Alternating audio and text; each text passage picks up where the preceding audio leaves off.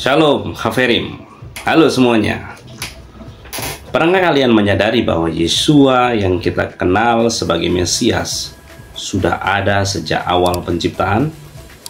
Mungkin ini terdengar mengejutkan, tapi jejaknya sudah tertulis sejak halaman pertama kitab suci.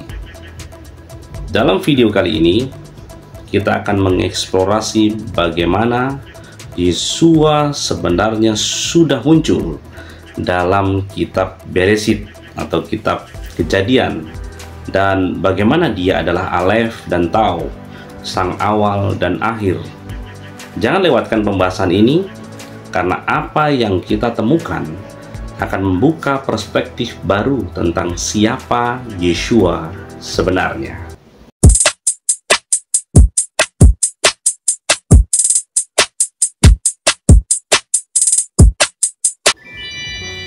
Yeshua, sang Mesias, bersaksi bahwa dia adalah Alef dan Tau, yang pertama Rishon dan yang terakhir Hakaron, dan yang permulaan Ros dan yang penghabisan Sof. Firman-Nya di dalam Giliana 22 ayat 13 mengatakan, Anoki Alef wa Tau, Rishon wa Hakaron, Ros wa Sof.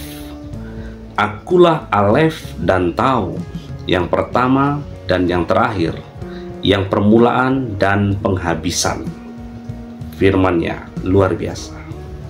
Ketika Yeshua mengatakan hal ini, dia membuat referensi langsung kepada Yesayahu 41 ayat 4, Yesayahu 42 ayat 6 dan 48 ayat 12, di mana Yahweh sendiri menyatakan bahwa dia adalah yang pertama dan yang terakhir, dan secara eksplisit menyatakan bahwa tidak ada Elohim selain dia. Di dalam kitab Yesayahu 41 ayat 4 mengatakan, Mi Baal wa Asa Kore Hadorot Meros Ani Yahweh Rison wa et Akaronim Anihu. Siapakah yang membuat dan melakukan, memanggil generasi-generasi dari permulaan? Akulah Yahweh, yang pertama dan yang terakhir. Akulah dia. Sedangkan di dalam Yesayahu 44 ayat 6 mengatakan, Go amar Yahweh melek Yisrael, wa go alo Yahweh zevaot ani Rison, wa ani Akaron, umibaladai ein Elohim. Demikianlah firman Yahweh, Raja Israel dan penebusnya, Yahweh Sebaot, akulah yang pertama dan akulah yang terakhir, dan selain dari aku tidak ada Elohim. Yesayahu 48 ayat 12 mengatakan, Shema Elai Yaakov wa Israel mekharoi Anihu Anirison ab Ani Hakaron. Dengarkanlah kepadaku Yakub dan Israel yang aku panggil. Akulah dia, akulah yang pertama, sungguh akulah yang terakhir. Coba perhatikan baik-baik implikasinya. Yeshua dari Nazaret mengklaim bahwa dialah yang dimaksud oleh referensi dalam kitab Yesayahu atau Yesaya ini. Dia adalah objek langsung dari alam semesta, agen perantara ilahi dari kitab suci. Yeshua adalah kebenaran atau Emet. Yeshua juga mengatakan bahwa dia adalah kebenaran Elohim sendiri. Di dalam kitab Yohanan 14 ayat 6 mengatakan, Wa yomer elaif Yeshua anoki haderech wa haemet wa hachaim wa is lo yafu el haaf bilthi aliyadi. Yeshua berkata kepadanya, Akulah jalan dan kebenaran dan hidup. Tidak ada manusia datang kepada Bapa jika tidak melalui aku. Perhatikan bahwa kata Ibrani untuk kebenaran yaitu Emet mengandung huruf pertama Alef, huruf tengah yaitu mem, dan huruf terakhir tau dari alfabet Ibrani yang oleh para orang bijak Yahudi disyaratkan bahwa kebenaran mengandung segala sesuatu mulai dari alef hingga tau. Lalu apa kebenaran itu sebenarnya? Di dalam kata Ibrani, emet memiliki makna yang lebih konkret ketimbang kata bahasa Indonesia untuk arti kebenaran. Dalam pola pikir Ibrani, seseorang yang bertindak dalam emet, dalam kebenaran, adalah orang yang dapat dipercaya. Di dalam kitab Beresit 24 ayat 49 mengatakan, "Dan sekarang jika kalian melakukan kebaikan dan kebenaran, emet pada Tuanku, beritahukanlah kepadaku, dan jika tidak, beritahukanlah kepadaku, dan aku akan berpaling ke kanan atau ke kiri." Lalu di dalam Beresit 42 ayat 16, "Kirimlah dari kalian satu orang, dan dia akan mengambil saudara kalian, dan kalian akan diikat, dan kata-kata kalian akan diuji apakah kebenaran emet di sana ada bersama kalian, dan jika tidak, demi hidup Paroh bahwa kalian mata-mata." Lalu kita melihat di dalam kitab Beresit 47 ayat 29, "Dan hari-hari Israel mendekat untuk mati, dan dia memanggil pada anak lelakinya, pada Yosef, dan dia berkata kepadanya, Aku mohon, jika aku menemukan kemurahan di matamu, sekarang tempatkanlah tanganmu di bawah pahaku, dan engkau akan melakukan kebaikan dan kebenaran, emet, kebenaran kepadaku. Aku mohon, jangan engkau menguburkan aku di Mitsraim." Sedangkan dalam kitab Yosua 2 ayat 14 mengatakan bahwa, "Dan orang-orang itu berkata kepada dia, jiwa kami mengganti kalian untuk mati. Jika kalian tidak memberitahukan perkara kami ini, dan terjadilah dalam Yahweh memberikan kepada kami negeri ini, dan kami melakukan dengan engkau kebaikan dan kebenaran." Kebenaran, emet.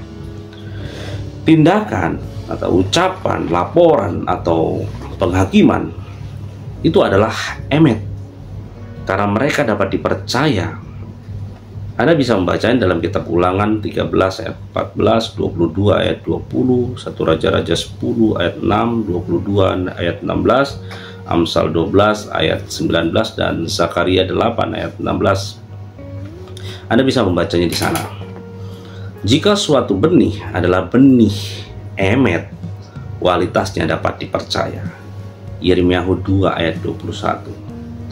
Di dalam kitab 1 Raja-Raja 10 ayat 6 mengatakan, "Watomer el hamelek emet hayah hadafar asher samati bearsi al defareka weal khahemateha." Dan dia berkata kepada raja, "Perkataan yang aku dengar di negeriku atas perkataan-perkataanmu dan atas hikmatmu adalah kebenaran, emet."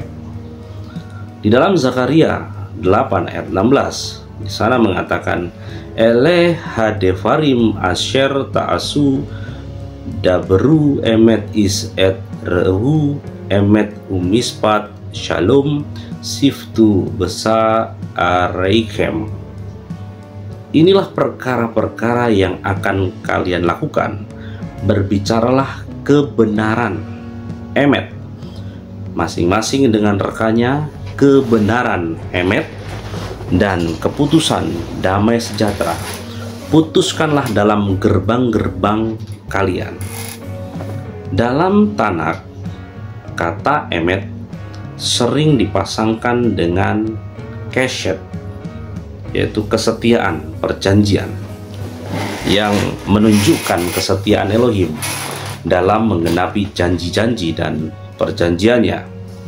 Sebagai contoh, Emet dan Kesed Elohim secara agung dinyatakan dalam pemberian perjanjian di Sinai dalam Keluaran 34 ayatnya yang ke-6.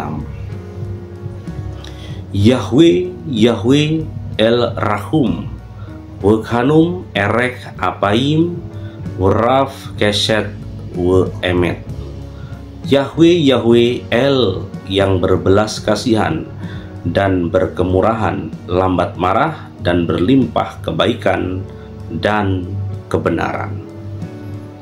Bahkan pertanyaan Pilatus yang mengatakan Mahi Haemet, apakah kebenaran itu, merupakan kesalahan kategori karena kebenaran bukan tentang apa, tetapi tentang siapa. Artinya, kebenaran bukanlah sesuatu yang objektif dan statis, sesuatu yang harus diketahui dan dipelajari dari kejauhan. Tidak. Kebenaran pada dasarnya adalah pribadi. Itu adalah pengungkapan pribadi dari karakter subjek. Dipahami dengan cara ini, kebenaran adalah gaya hidup, cara keberadaan, atau kebenaran relasional. Itulah kebenaran. Di dalam kitab Yohanan 1 ayat 9 mengatakan, Huor emet asher bala olam lehair lekol adam. Dia adalah terang kebenaran yang datang ke dunia untuk menerangi seluruh manusia. Sedangkan di dalam kitab Ibrani dan bahasa Ibrani, Alef dan Tau membentuk kata unik yang berfungsi sebagai penanda objek langsung.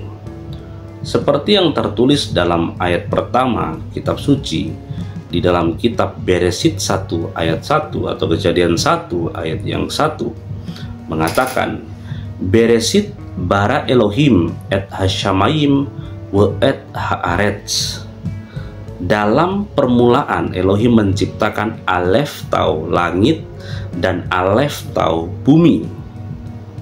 Dipahami dengan cara ini, Yeshua adalah objek dari alam semesta, akhir sof dari segala ciptaan. Dan bukan saja Yeshua adalah akhir dari segala ciptaan, tetapi dia adalah permulaan dari ciptaan Elohim, sang pencipta dan pemelihara segala sesuatu. Sebab oleh dia segala sesuatu telah diciptakan, yang ada di dalam hasyamayim sorga dan yang ada di atas bumi, yang kelihatan dan yang tidak kelihatan, baik tahta-tahta atau para pemegang kekuasaan atau penguasa-penguasa atau otoritas-otoritas. Segala sesuatu telah diciptakan melalui dia Yeshua, dan bagi dia Yeshua dan dia sendiri ada sebelum segala sesuatu, dan segala sesuatu telah terkandung di dalam dia. Kolose 1 ayat 16 dan 17. Saksikan video pengajaran ini, dan di mana kita akan mengungkap bahwa Yeshua sudah ada sejak awal penciptaan, tepatnya dalam kitab Beresit atau Kejadian pasal 1 ayat 1. Penemuan ini akan membawa kita lebih dalam memahami perannya sejak permulaan segala sesuatu. Bapak Yahweh memberkati. Shalom Aleichem. Bapak Yahweh memberkati saudara sekalian. Malam hari ini kita akan bersama-sama belajar firman Tuhan, saudara. Firman Tuhan malam hari ini saya akan memberikan judul Yeshua in the Book of Bereshit, atau Yeshua ada di dalam kitab Beresit. Nah, Bapak Ibu Saudara, mungkin ada di antara saudara yang sudah belajar bahasa Ibrani. Saya bisa minta tolong dibacakan ayat ini supaya saudara bisa menyampaikannya kepada jemaat yang lain. Ya, siapa yang mau bantuin saya baca, saudara-saudara? Angkat tangan. Ya, Dili maju ke sini. Puji Tuhan, haleluya. Beresit bara Elohim et ha shamayim et ha arets. Ya, betul saudara-saudara? Betul, ya, puji Tuhan. Beri tepuk tangan untuk Tuhan, haleluya. Ya, kalau nggak betul pensiun jadi guru bahasa Ibrani ya. Ya, betul sekali saudara-saudara.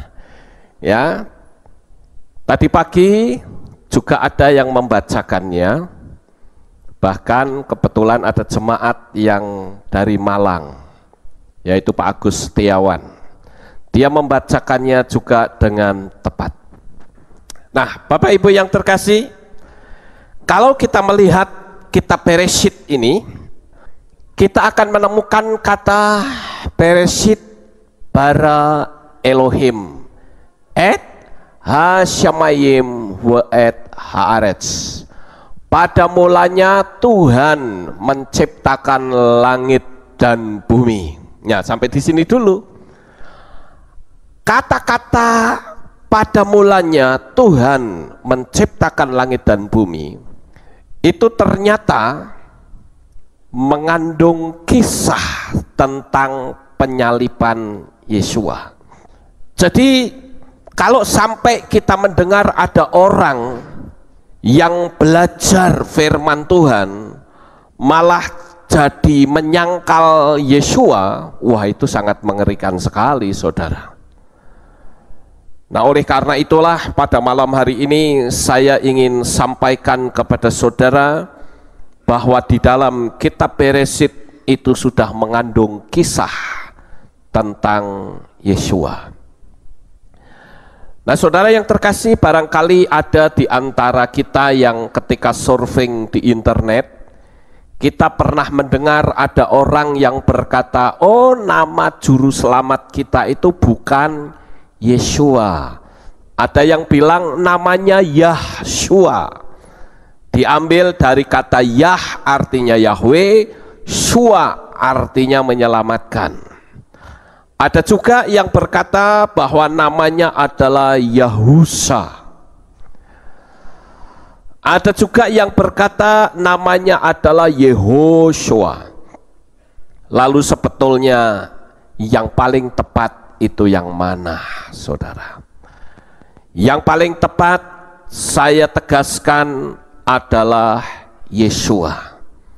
Orang bisa saja berkata bahwa Yehoshua itu juga bisa diartikan Yesua.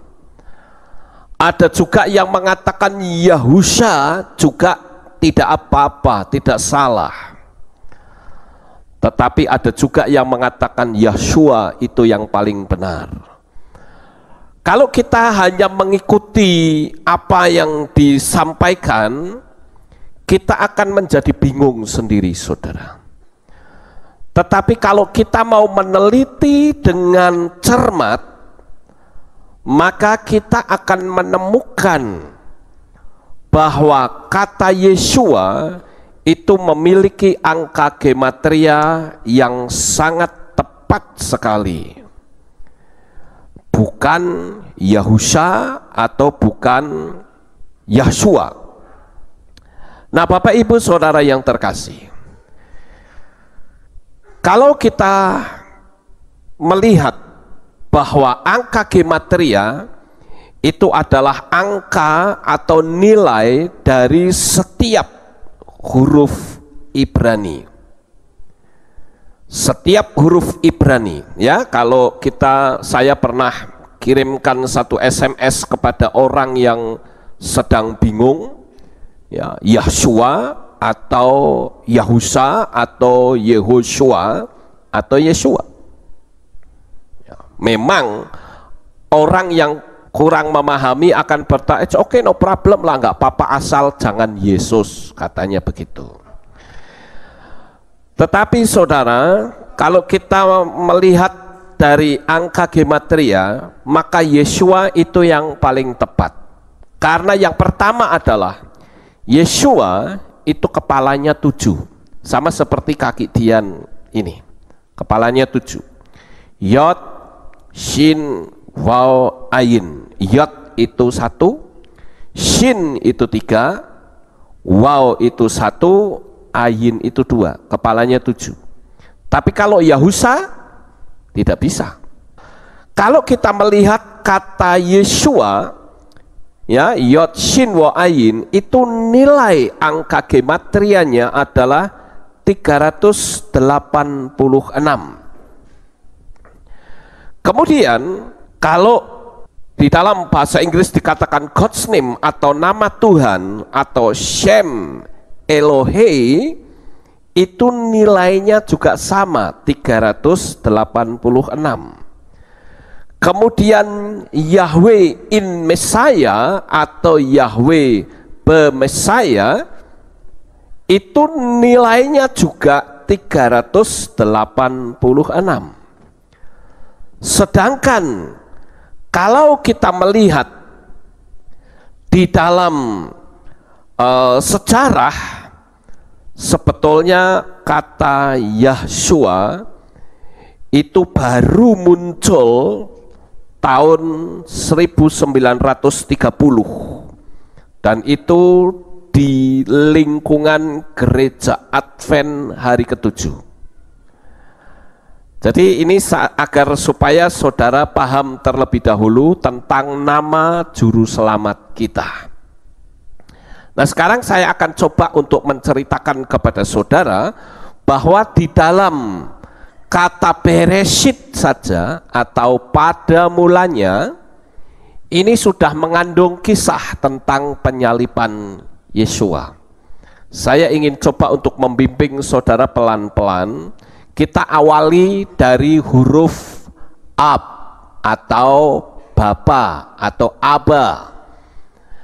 Nah, Bapa itu di dalam bahasa Ibrani itu Ab.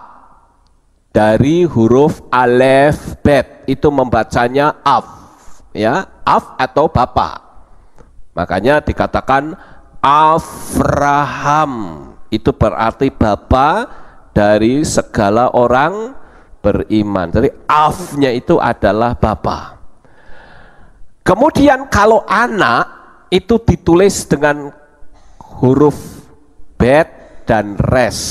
Kalau dibaca Bar.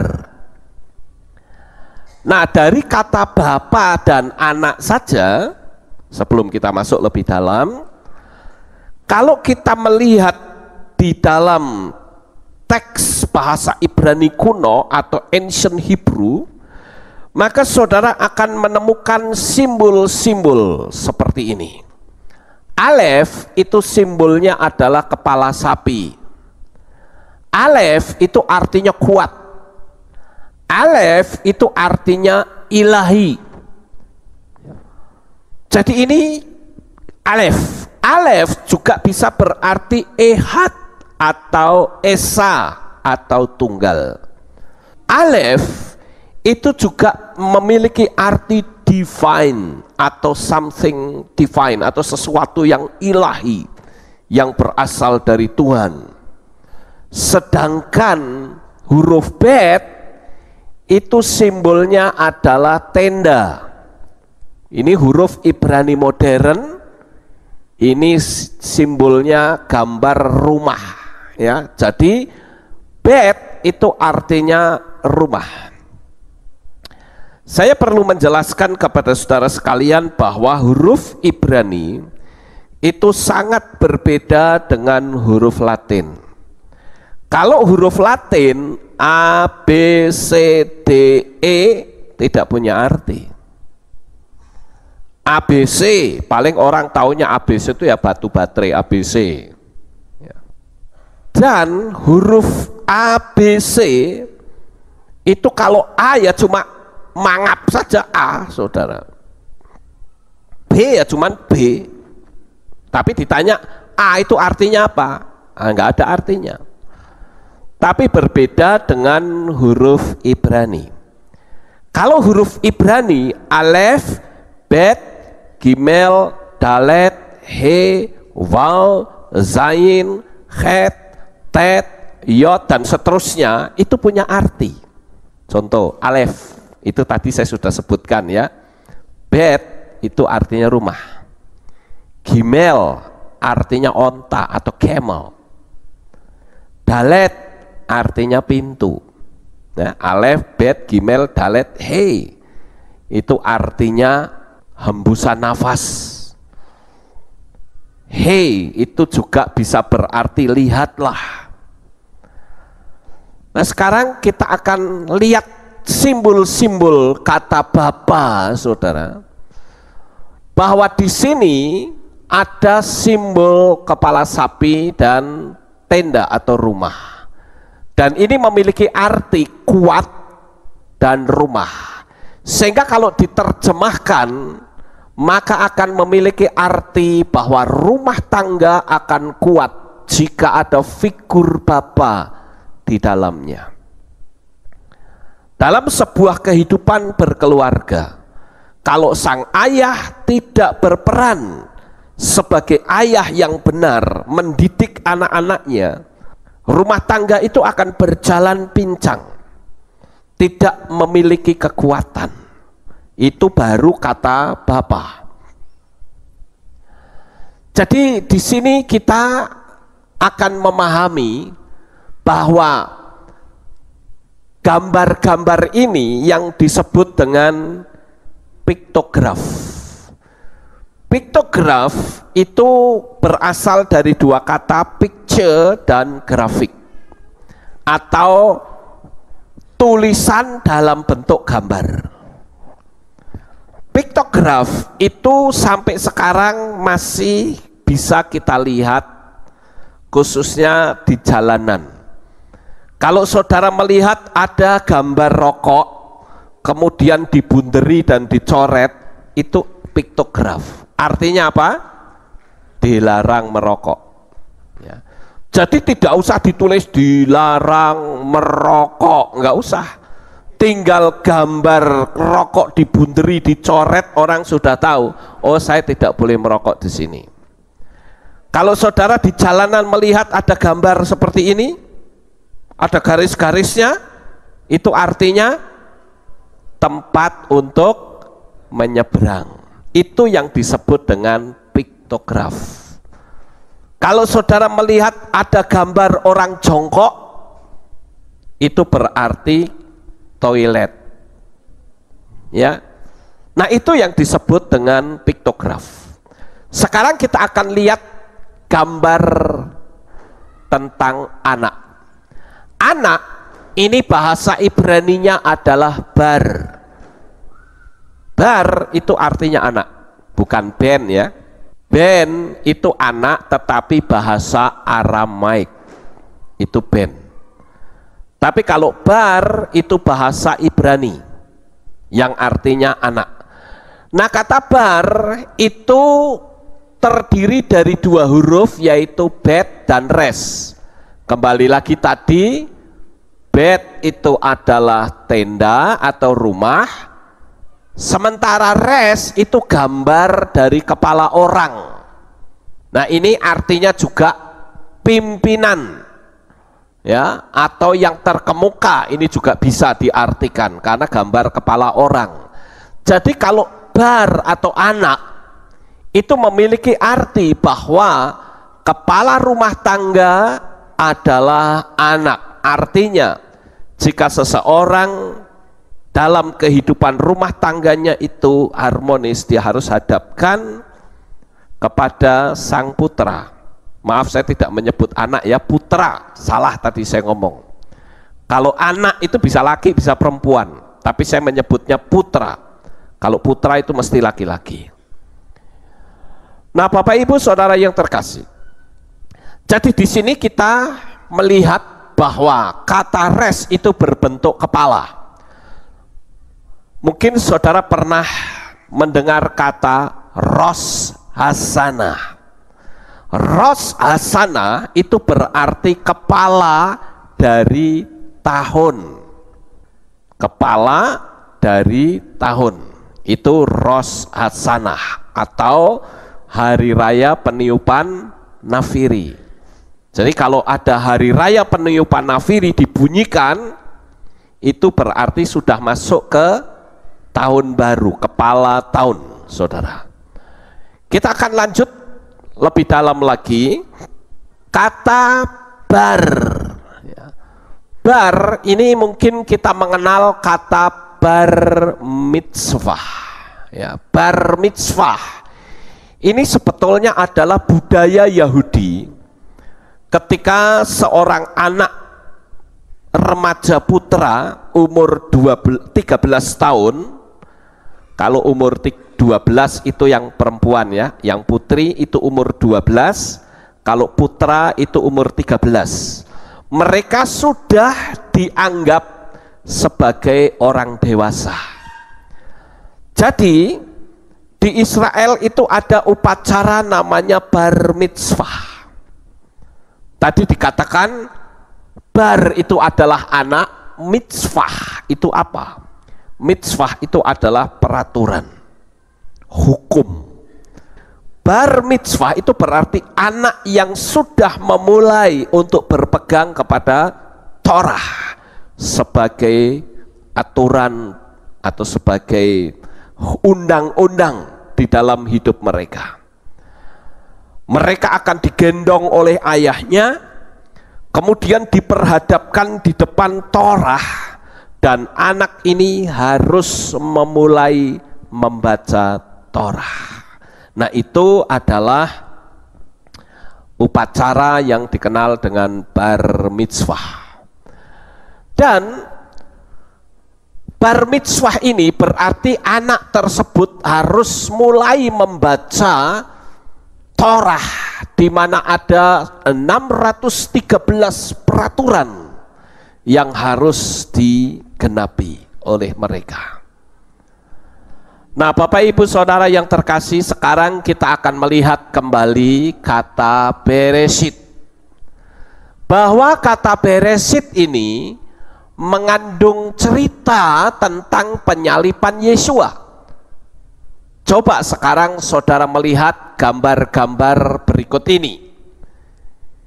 Ini gambar tenda, dan ini gambar kepala orang, di mana bet dan res itu dibaca bar yang berarti anak. Sementara alef itu berarti Tuhan. Ya. Kemudian shin ini simbolnya gigi, saudara. Nah, shin itu memiliki arti hancur atau destroy, dihancurkan. Ya, itu shin. Kemudian shin itu juga berarti dihukum. Ini simbol dari shin. Shin itu juga bisa berarti maha kuasa. Kalau saudara melihat kohen atau imam yang melayani pekerjaan Tuhan semacam saya, ketika saya mengucapkan doa berkat, saya menyanyikan lagu Yevarecha, Yevarecha Yahweh wa yismerecha. Tangan saya akan membentuk seperti ini, saudara. Nah, begini. Ya, ketika saya memberkati saudara, tangan saya begini, bukan tangan saya ini kram, ya, sehingga jekiting kayak begini, bukan, saudara. Tapi ini membentuk huruf shin. Shin itu artinya melindungi, menjaga. Dan shin juga artinya maha kuasa. Makanya orang-orang Israel di rumah-rumah mereka, kalau saudara yang pergi ke Israel, saudara pasti paham. Setiap rumah, setiap hotel, pintu masuknya selalu ada mezuzah, ditempel miring begini. Dan itu hurufnya selalu shin atau sin dalet yod. Nah, shin itu artinya maha kuasa. Jadi kebiasaan orang Yahudi itu dididik dari sejak kecil, ketika dia mau keluar rumah, dia akan pegang Mesusah itu sementara di hatinya berkata, aku punya Tuhan yang maha kuasa, aku punya Tuhan yang menjaga, aku punya Tuhan yang melindungi. Nah, Shin itu singkatan dari Shaddai yang ditempel di kamar hotel atau di rumah. Saya tidak tahu apakah mezuzah yang dibagikan kepada saudara pada waktu perayaan Tabernakel tahun yang lalu, apakah itu ditempel atau sekedar untuk pajangan atau cuma digeletakke, saya tidak tahu. Tetapi saya sudah menerangkan agar itu ditempel untuk mengingat bahwa kita punya Tuhan yang maha kuasa.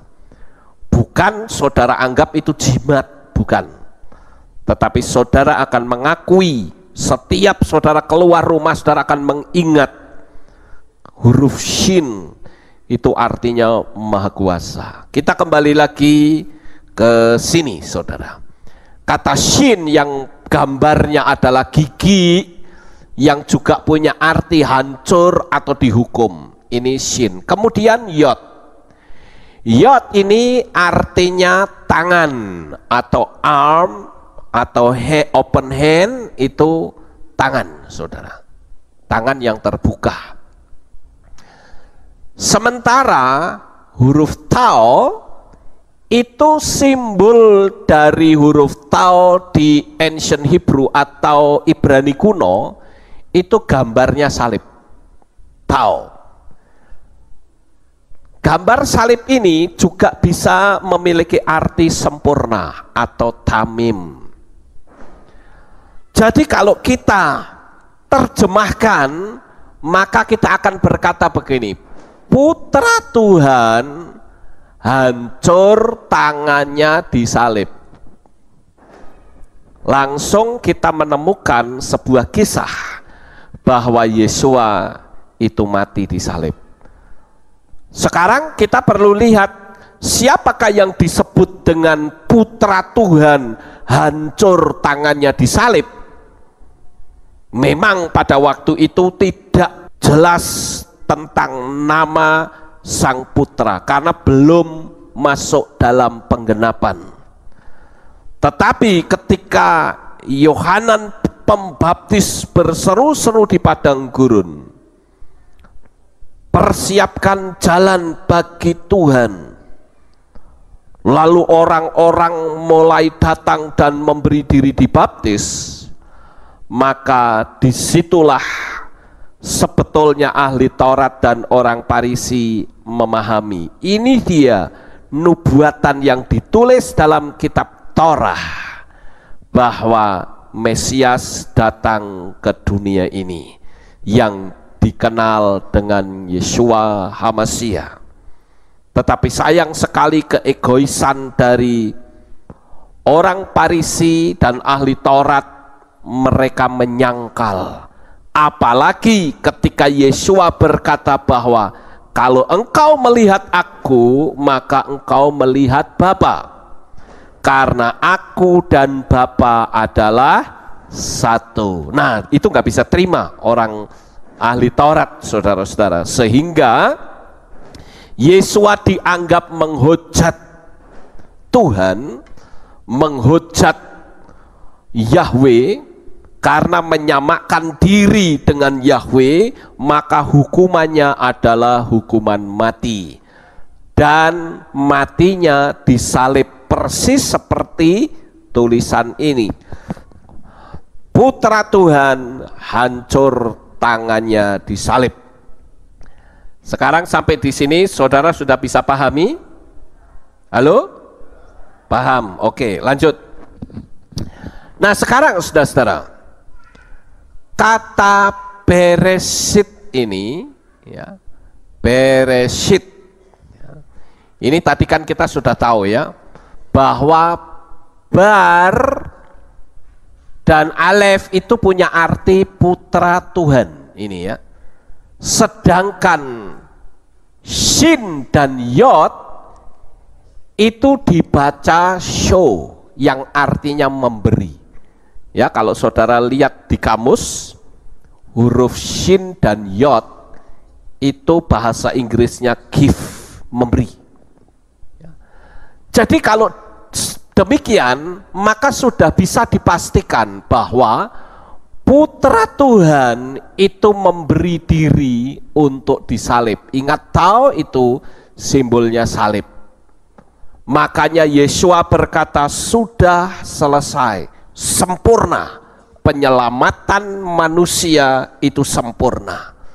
Jadi ketika saudara berpegang teguh kepada Yesua HaMasiah, di mana Dia adalah Yahweh sendiri yang turun ke dalam dunia ini, yang disebut dengan Putra Elohim, maka sudah dipastikan saudara kalau mati pasti selamat sampai di Syamayim.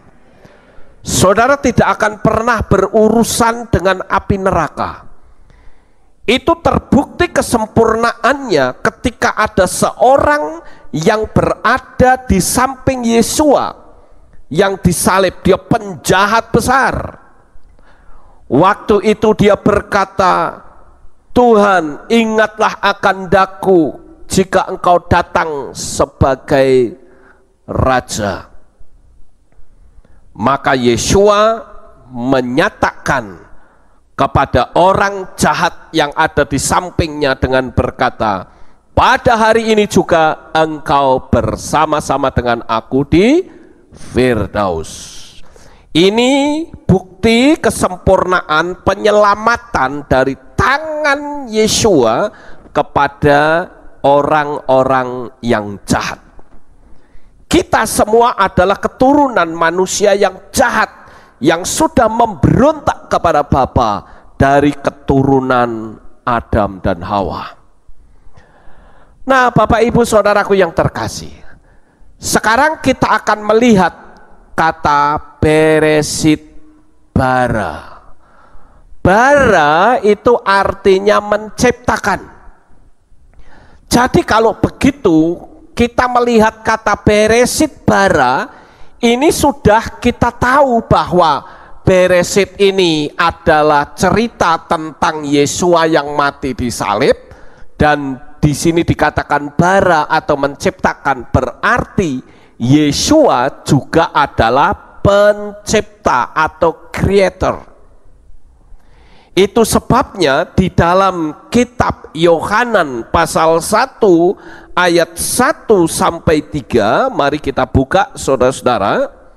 Yohanan atau Yohanes pasal 1 ayat 1 sampai ayat 3 berkata demikian.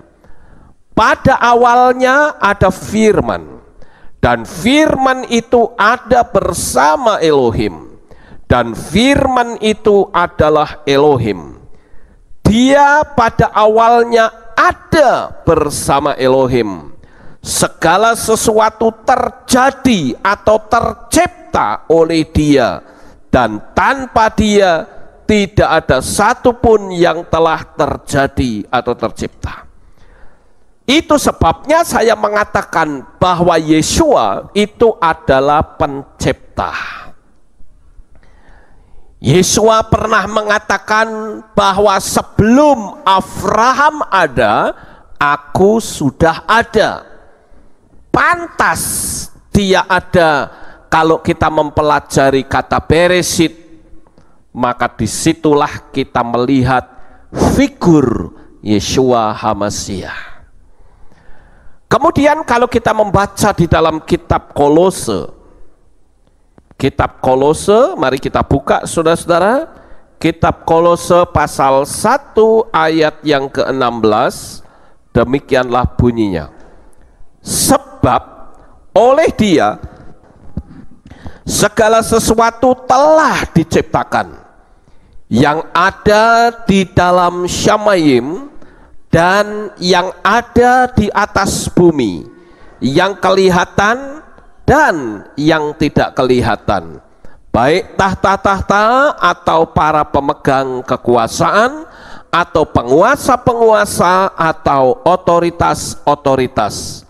Segala sesuatu telah diciptakan melalui Dia dan bagi Dia. Kalau Bapak Ibu Saudara melihat ayat ini, maka kita menemukan di situ ada kata-kata yang hidup, yaitu kata menciptakan, ada kata syamayim, ada kata bumi. Itu sebabnya kalau kita membaca Beresit bara Elohim dan seterusnya, saudara akan temukan bahwa di situ Tuhan menciptakan syamayim dan bumi. Nah, Bapak Ibu yang terkasih, sekarang kita akan melihat huruf Elohim. Kalau tadi Beresit bara, sekarang kita melihat kata Elohim. Nah, coba saudara perhatikan, kata Elohim itu terdiri dari Alef, Lamet, He, Yod, dan Mem. Ini pun kata Elohim itu sudah menceritakan bahwa Yeshua itu adalah gembala, Yahweh adalah gembalaku. Coba kita perhatikan baik-baik. Elohim, ya, ini Alef dan Lamet itu dibaca El atau Tuhan. Sekali lagi, huruf Alef itu bisa berarti kuat, dan Lamet itu simbolnya adalah tongkat gembala, atau bisa disebut sebagai gembala, gembala yang kuat. Di dalam bahasa Inggris dikatakan strength of saver, ya, gembala yang kuat. Kemudian huruf He itu gambarnya orang, saudara, gambarnya orang. He itu bisa berarti behold atau lihatlah. Dan gambar orang ini atau gambar manusia itu artinya Adam. Karena manusia itu bahasa Ibraninya adalah Adam. Tetapi kalau huruf Alef dihilangkan tinggal Dam, maka Dam itu artinya darah. Kemudian Yod kita tahu tadi artinya tangan terbuka. Kemudian Mem itu simbolnya air. Ya, kayak begini, ini air. Kita mungkin kenal kata mayim. Mayim itu air, saudara. Nah, air atau mem ini juga bisa berarti laut. Coba kalau kita terjemahkan kata Elohim dalam bentuk piktograf ancient Hebrew, maka akan kita temukan bahwa gembala yang kuat menyatakan dirinya, ini gembala yang kuat, ini gembala yang kuat menyatakan dirinya sebagai manusia yang menguasai laut. Ya, ini manusia dan menguasai laut. Tangan itu bicara tentang kuasa, power. Kemudian saudara-saudara, kita melihat kembali di sini, ya, Beresit bara Elohim et ha shamayim wa et haaret. Saudara perhatikan kata shamayim. Saudara perhatikan kata haaret.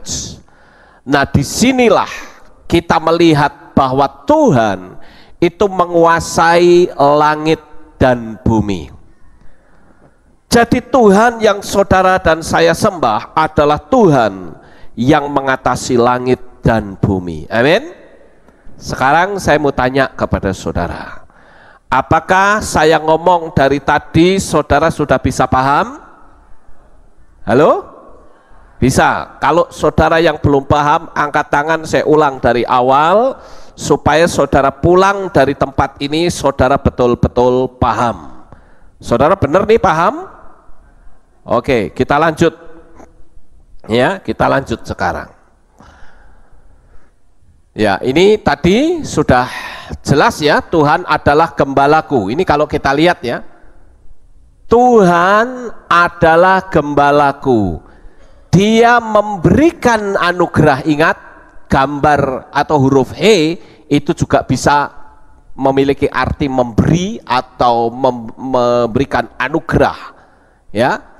Jadi kalau kata Elohim saja itu sudah memiliki arti Tuhan adalah gembalaku.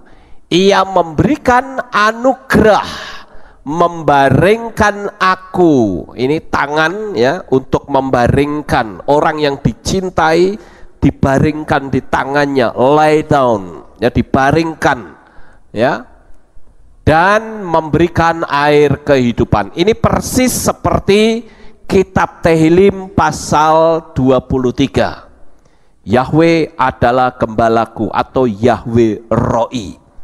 Yahweh adalah gembalaku, takkan kekurangan aku. Ia membaringkan aku di padang rumput yang hijau, bla bla bla bla ya. Dia memberikan kesejukan air dan sebagainya ya. Ia seperti pohon yang ditanam di tepi aliran air. Nah, ini kan sama sebetulnya. Kata Elohim itu sudah membentuk sebuah kalimat yang menarik sekali.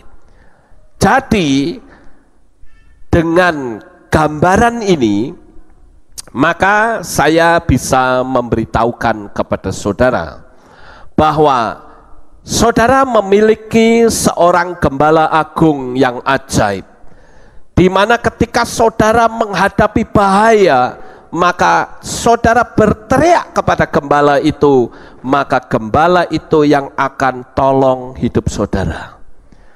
Seperti seorang gembala yang menggembalakan domba, saudara harus ikut seperti polanya domba. Kita bicara gembala, pasti bicara domba, saudara. Sang gembala pagi-pagi akan keluar membawa tongkat, sementara domba-dombanya ikut dari belakang. Nah, itu baru gembala domba. Tapi berbeda kalau gembala bebek, saudara. Gembala bebek, gembalanya yang ada di belakang, bebeknya yang ada di depan. Gembala bebek itu disebut sontoloyo, saudara. Ya, jadi gembala yang benar dia akan ada di depan. Saya di sini berperan sebagai gembala yang membimbing, menggembalakan jemaat supaya saudara tidak tersesat.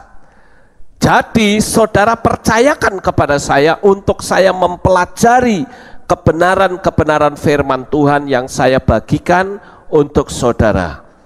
Jadi ada konsekuensi, saya belajar, saudara berdoa untuk saya, dan kita kerjasama, saya bimbing saudara mentaatinya, dan di tengah-tengah tantangan seperti apapun tidak usah khawatir. Saudara punya gembala agung yang bisa dipanggil setiap saat dimanapun saudara berada. Ketika namanya dipanggil, dia ada. Haleluya, puji Tuhan, saudara. Nah, di sini kita sangat bersukacita karena kita memiliki gembala yang ajaib. Nah, sekarang saudara, kata Elohim ini ya, Elohim ya, Alef, Lamed, He, Yod, Mem, ini saya potong-potong sekarang. Alef sendiri, Lamed sendiri. Ini juga ternyata mengandung sebuah cerita. Kata Elohim. Ya, coba kita lihat huruf Alef terlebih dahulu. Alef itu sebetulnya adalah gabungan dari huruf Yod, Waw, dan Yod. Yod di atas dan Yod di bawah. Artinya kekuasaan Yahweh ada di atas dan ada di bawah. Sementara Waw ini, itu kalau saudara melihat ancient Hebrew atau Ibrani kunonya, maka simbolnya adalah paku Waw itu. Dan Waw itu adalah huruf yang memiliki angka gematria 6. Ya, angka gematrianya adalah 6. Jadi huruf alef itu memiliki arti Yahweh penguasa langit dan bumi. Dia menciptakan semuanya sampai pada hari yang ke-6. Ini Yahweh menciptakan langit dan bumi, ya, di langit dan di bumi, dan dia menciptakan pada hari yang ke-6. Nah, ini baru huruf alef, saudara. Kemudian huruf lamet. Huruf lamet ternyata merupakan gabungan dari dua huruf, yaitu mahkota. Saudara lihat di sini ada mahkota, ya, ini mahkota. Kemudian ini tongkat gembala.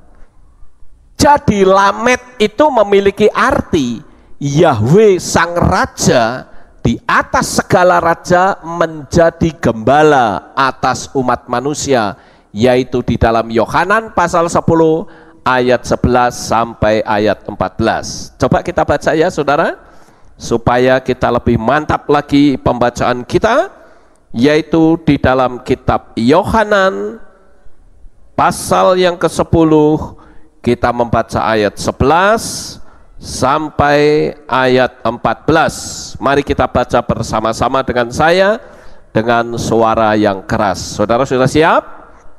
Oke, kita mulai baca. 1, 2, 3. Akulah gembala yang baik. Gembala yang baik mempertaruhkan jiwanya demi domba-domba itu. Namun orang upahan yang bukan pula seorang gembala, yang domba-domba miliknya tidak ada padanya, dia melihat serigala yang sedang datang, dan dia meninggalkan domba-domba itu, dan dia melarikan diri, dan serigala itu menerkam domba-domba itu, dan dia mencerai-beraikannya. Dan orang upahan itu melarikan diri karena dia adalah seorang upahan, dan baginya dia tidak peduli akan domba-domba itu. Akulah gembala yang baik, dan aku mengenal domba-dombaku, dan aku dikenal oleh domba-dombaku. Nah, di sini saudara yang terkasih, sekali lagi saudara punya seorang gembala yang ajaib. Saudara ada di pelosok manapun, sekalipun saudara berada di tempat yang tidak ada sinyal handphone, ketika saudara berseru kepada Gembala Agung, dia akan segera datang dan memberikan pertolongan kepada saudara. Jadi sekali lagi melalui penerangan ini saya katakan, jangan engkau takut, jangan engkau gentar. Di tengah-tengah tantangan seperti apapun, dia betul-betul menjadi pembela di dalam hidup saudara. Ya, jadi tidak boleh lagi saudara takut, lalu karena saking takutnya mencari dukun saudara, atau mencari paranormal. Lah itu tidak boleh. Saudara punya Gembala Agung, berseru saja, yakinlah bahwa gembala itu pasti datang tepat pada waktunya. Itu baru huruf lamet, ya. Kemudian kita lanjut yang berikutnya, yaitu huruf He. Huruf He ini adalah gabungan dari huruf Dalet dan Yod. Jadi kalau kita melihat He itu juga bisa memiliki arti, ya, memberi dan menerima. Yod ini, ya. He itu artinya hineni, atau aku ada di sini. Nah, kata aku ada di sini ini bentuk lampaunya adalah hayah. Howeh itu bentuk present, dan hiyah itu adalah bentuk future. Jadi kata He ini memiliki satu arti bahwa dia selalu ada, baik di masa lampau, masa kini, dan masa yang akan datang atas hidup saudara. Saudara yakin nggak bahwa dalam perjalanan hidup saudara di masa lampau, sekarang dan seterusnya, engkau selalu bersama-sama dengan Tuhan? Amin. Ya, makanya Yesua berkata bahwa aku tetap sama, baik dulu, sekarang, dan selamanya. Tapi ada orang yang memelesetkan ayat ini, saudara. Dulu, sekarang, dan selamanya. Kalau orang ibadah, dulu dia memberikan persembahan kolekte cuma Rp1.000. Sekarang dia tetap memberi persembahan kolekte Rp1.000. Nanti tahun depan ketika saudara hidupnya sudah diberkati, juga tetap Rp1.000. Kalau ditanya, kok kamu memberi persembahan Rp1.000? Loh, ini kan alkitabiah, seperti Yesua, dulu, sekarang, dan selamanya tidak berubah. Kalau dulu saya memberi 1.000, sekarang 1.000, yang akan datang juga 1.000. Sama kan dengan Yesua? Masih bagus saya ngasih persembahan. Nah, ini namanya orang yang pelit, saudara. Orang pelit tetapi bersembunyi di balik ayat firman Tuhan. Ya, saya berharap saudara boleh memberi Rp1.000 ketika memang saudara tidak punya uang. Tapi saya doakan supaya saudara hidupnya diberkati dan menjadi kaya raya. Tapi jangan memberi Rp1.000. Amin. Nah, itu dia.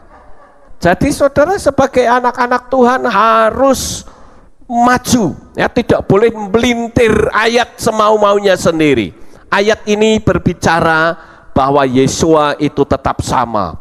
Dia ada selalu bersama dengan kita, baik masa lalu, masa kini, dan masa yang akan datang. Kesuksesan itu tetap miliknya Tuhan. Amin. Jadi ketika engkau sukses, jangan lupa kembalikan apa yang menjadi hak Tuhan, yaitu persepuluhan.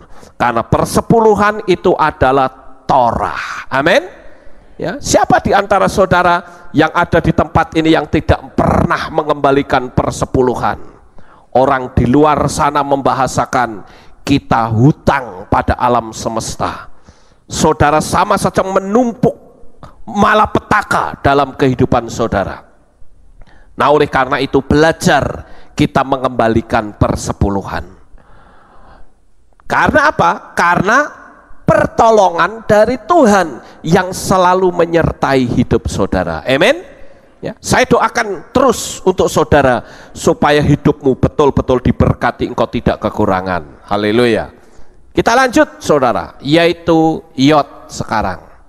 Yod itu artinya lengan. Tadi kita sudah bahas ya, lengan atau tangan, yaitu bicara tentang kekuatan tangan Tuhan yang memberikan pertolongan atas semua kesulitan kita. Saya tidak tahu apakah hari ini saudara memiliki kesulitan yang secara logika tidak bisa selesai, atau kalau dilogikakan saudara berkata mustahil. Saya sering mengingatkan kalau saudara berhadapan dengan yang namanya kemustahilan, jangan memakai otak, jangan pakai logika. Otak kita terlalu kecil, tidak mampu menyelesaikan masalah. Maka segala tantangan yang kita hadapi serahkan ke dalam tangan Bapa Yahweh. Kalau kita mau angkat tangan, kita serahkan kepada Bapa Yahweh, maka Dia yang akan turun tangan menjadi pembela saudara. Jangan kita yang turun tangan. Kalau kita yang turun tangan, Tuhan angkat tangan dan berkata, kamu mau selesaikan sendiri nak, silahkan kalau kamu bisa. Kita akan ketatalan terus menerus saudara. Kita akan mengalami banyak benturan sana sini, kesulitan yang tidak kunjung berakhir, malah menambah masalah-masalah yang baru. Oleh karena itu, ketika engkau menghadapi tantangan, serahkan semuanya itu ke dalam tangan Tuhan yang kuat dan perkasa, maka dia pasti akan menolong dan memberikan pembelaan kepada saudara. Haleluya. Kita lanjut, yaitu kata mem. Ya, mem tadi sudah saya katakan itu simbol dari Tuhan yang memberikan kehidupan, karena mem itu artinya air, ya. Mayim itu juga air, ya. Manusia itu sebagian besar terdiri dari air. Tanpa air mustahil ada kehidupan, tidak ada. Kalau saudara pergi ke Israel, ya, dari Mesir atau dari Israel ke Mesir, saudara akan melewati satu daerah padang gurun. Di situ tidak ada air, saudara. Tidak ada kehidupan. Pohon-pohon pun tidak ada yang hidup di situ. Hanya padang pasir. Karena tidak ada air. Maka air itu adalah kehidupan. Nah, Yesua memberitahukan bahwa baptisan air itu menjadi syarat utama untuk menerima metre keselamatan atas nama Bapa Yahweh, Yeshua HaMashiach dan Ruach HaKodes. Jadi ketika saudara dibaptis dalam nama Bapa Yahweh, Yeshua HaMashiach dan Ruach HaKodes, maka kehidupan baru itu ada dalam hidup saudara. Kalau saudara mati, sudah dipastikan saudara mendapatkan keselamatan. Ya, itulah yang disebut dengan mem atau mayim atau air, saudara-saudara. Yesua adalah kehidupan. Pantas dia berkata, akulah kebangkitan dan hidup. Barang siapa percaya kepadaku, ia akan hidup lagi walaupun ia sudah mati. Ada banyak nabi-nabi di atas muka bumi ini. Apakah dia dari kepercayaan agama lain maupun dalam kepercayaan agama Kristen, tetapi semua nabi itu mati dan tidak pernah hidup kembali. Tetapi Yeshua HaMashiach, dia mati, dia dibunuh, tetapi dia hidup. Pada hari yang ketiga dia bangkit kembali, membuktikan bahwa maut tidak berkuasa atas dirinya. Dan Yesua memberikan janji kepada saudara, kalau saudara percaya kepada Yesua, maka maut tidak akan menguasai saudara. Memang kita mati, tetapi mati kita itu hanya mengubah tubuh saja, saudara. Atau yang mati itu hanya tubuh, tapi rohnya akan tetap hidup, kekal, dan hidupnya itu bukan di neraka, tetapi di tempat kediaman Bapa. Itu sebabnya saya katakan, bersukacita dan bersyukurlah saudara sebagai anak-anak Tuhan. Makanya saya menganjurkan agar saudara itu setia beribadah. Ya, kita di sini punya ibadah itu yang umum 3 kali. Ibadah Sabat, ibadah hari Minggu pagi dan sore, dan ibadah hari Rabu. Kadangkala orang masih berat untuk ibadah pada hari Sabat. Mungkin saudara berkata, kebaktian Sabat di sini kebangetan. Masa ibadah Sabat kok jam 5? Sebetulnya kalau kita mau melihat kasih Bapa, jangankan kok jam 5, jam 3 sekalian kita tidak akan keberatan. Kalau melihat bagaimana Yesua harus mati dan masuk ke dalam perut bumi, itu menggenapi nubuatan yang mengatakan bahwa dia seperti Yunus ada di perut ikan, aku akan ada di perut bumi selama 3 hari 3 malam. Manusia yang berdosa harus dihukum, dan Yesua itu harus dihukum. Kenapa? Karena Yesua menanggung dosa saudara dan saya. Yesua tidak pernah berdosa, tetapi dia dihukum karena dosa saudara ditanggung oleh Yesua. Dan saya perlu memberitahu saudara, pada perayaan Sabat kemarin saya menyampaikan satu materi firman Tuhan, bagaimana Yesua ketakutan pada saat berada di Taman Getsemani. Dia katakan, Bapa, jikalau boleh lalukan cawan ini daripadaku, tetapi bukan kehendakku yang jadi, namun kehendakmu yang jadi. Coba pernah nggak kita merenung, saudara, apa sih sebetulnya yang ditakutkan Yesua kalau dia minum cawan murka Yahweh, saudara? Walaupun banyak orang yang mengatakan bahwa secara manusiawi Yesua takut karena dia tahu bahwa sejak itu si pengkhianat itu datang dan menangkap, ya, menyerahkan Yesua ke dalam tangan orang-orang Romawi. Dia dihajar, dia ditonjok, dia diludahi, dia dicaci maki, diolok, dihina. Tetapi saya katakan, itu bukan yang ditakutkan oleh Yesua. Yesua tidak pernah takut dengan hukuman tangan manusia, saudara. Yang paling dia takutkan oleh Yesua adalah saat dia minum cawan murka Bapa, secara otomatis hubungan antara Bapa dengan Yesua yang mewakili manusia itu putus. Makanya Yahweh berpaling dari Yesua, dan itu terbukti ketika Yesua di atas kayu salib. Dia berkata, Eloi, Eloi, lama sabatani. Tuhanku, Tuhanku, mengapa engkau meninggalkan aku? Nah, ini yang ditakutkan oleh Yesua, saudara. Karena kalau orang ditinggalkan Yesua, maka secara otomatis dia akan diserbu oleh kekuatan setan.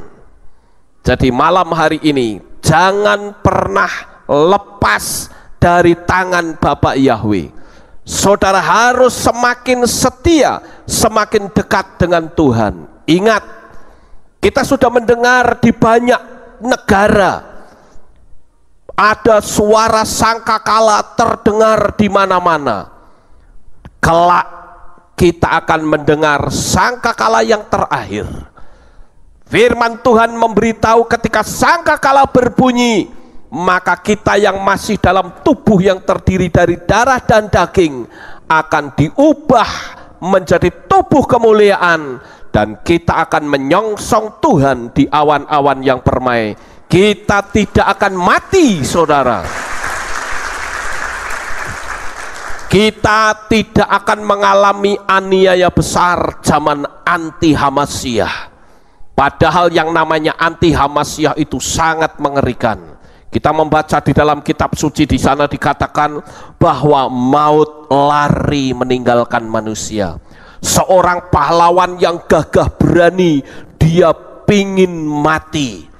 Karena penderitaan di masa zaman aniaya besar anti Hamasyah 666 ini betul-betul sangat menakutkan. Tapi tidak usah khawatir, saudara dan saya yang terus konsisten tetap setia kepada Bapa Yahweh, sudah dipastikan saat bunyi sangkakala terakhir kita akan menyongsong Tuhan di awan-awan yang permai. Itu upah yang akan saudara terima. Haleluya. Sekarang saudara, kita akan lanjut. Bapak Ibu yang terkasih, ketika kita berbicara tentang Yesua, maka kita tidak akan pernah lolos atau lepas dari nama Yahweh. Coba kita membaca di dalam kitab Yohanan atau Yohanes pasal 19 ayat 19 sampai ayat yang ke-20.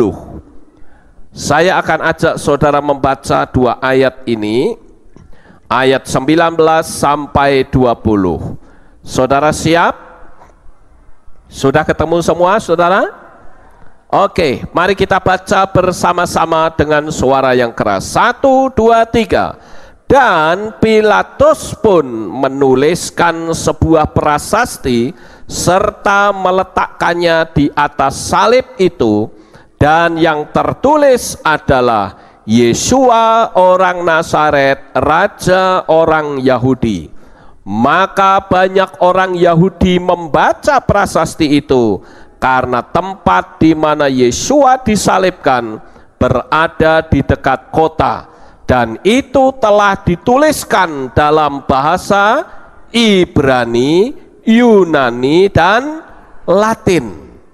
Nah, coba saudara tanya sama orang di luar sana, orang-orang Kristen pada umumnya, kira-kira tulisan yang ada di atas kayu salib itu bunyinya apa? Selalu mereka akan berkata INRI. Tahukah saudara apa singkatan dari INRI? INRI itu sebetulnya adalah bahasa Latin, yaitu Yesus Nazarenus Rex Judaeorum. Itu INRI. Tetapi dalam bahasa Yunaninya adalah Yesus ho Nazoraios ho Basileos ton Judaion. Jadi dalam bahasa Ibrani jadi INPI, ya. Yunani, sorry ya, di dalam bahasa Yunani itu INPI, saudara. Nah, ya, bahasa Yunani itu tidak mengenal kata Y. Kalau Y itu berarti tulisannya IE, itu Y macanya. Kalau ya itu tulisannya IA. Kalau yo itu tulisannya IO. Ya, jadi tulisan Yunani itu adalah Yesus ho Nazoraios ho Basileos ton Judaion. Ini tulisan Yunani.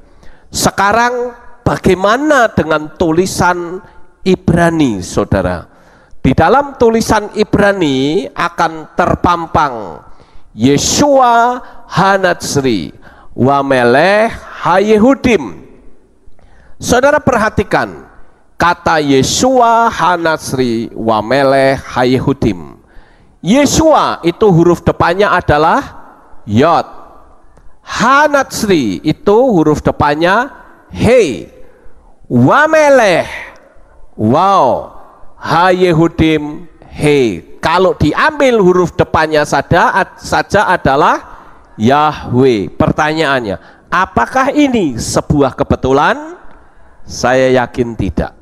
Tapi ini adalah rekonstruksi dari Tuhan sendiri. Sekalipun yang menulis ini adalah Pontius Pilatus. Tuhan sanggup memakai siapapun manusia. Jadi kalau kita melihat kata Beresit, bara, Elohim, dan seterusnya itu berbicara tentang Yeshua, maka ketika kita melihat kepada kayu salib, kita akan melihat kepada nama Bapa Yahweh. Jadi Yeshua dan Yahweh adalah satu kesatuan yang tidak bisa dipisah-pisahkan. Sekali lagi, dari penerangan saya ini, saya menghimbau kepada jemaat yang terkasih, waktunya sudah sangat singkat. Ayo pacu iman saudara, semakin setia, semakin dekat kepada Bapa Yahweh. Amin. Sukses besar untuk saudara. Bapa Yahweh memberkati. Haleluya. Terima kasih sudah menyaksikan dan menggali kebenaran bersama saya hari ini. Semoga penjelasan tentang Yeshua sebagai Alef dan Tau serta kehadirannya sejak kitab Beresit atau kitab Kejadian semakin memperkuat iman kita. Jangan lupa untuk like, share, dan subscribe agar tidak ketinggalan video selanjutnya. Sampai jumpa dan shalom.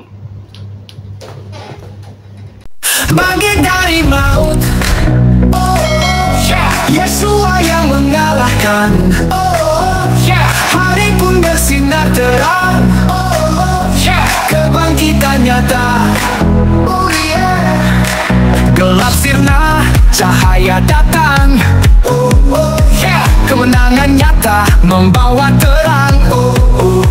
Kebangkitannya nyata dan kuat.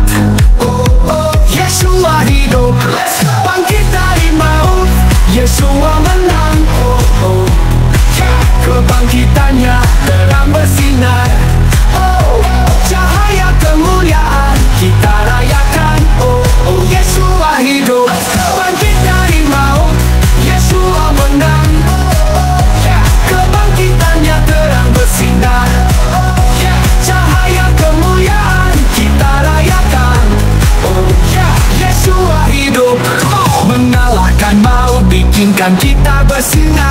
Yeshua bangkit memberi kemenangan.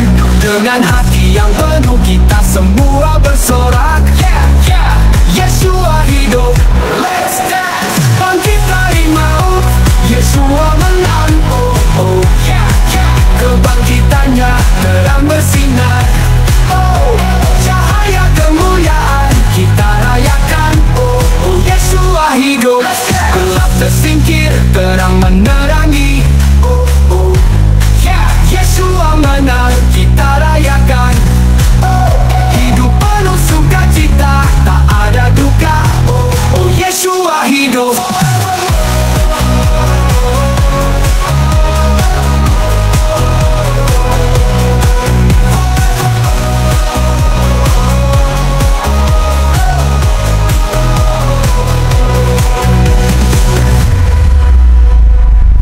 Dari maut, Yeshua menang.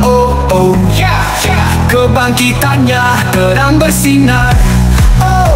Cahaya kemuliaan kita rayakan. Yeshua hidup.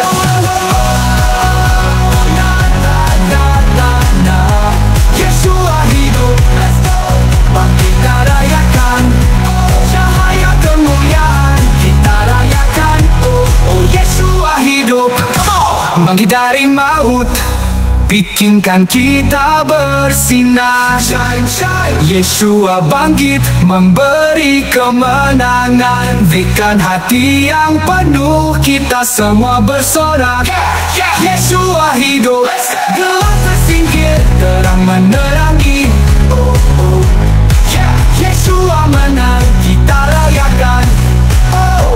Yeshua menang, kita rayakan.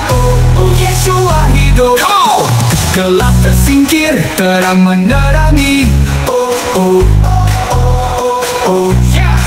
Yeshua menang.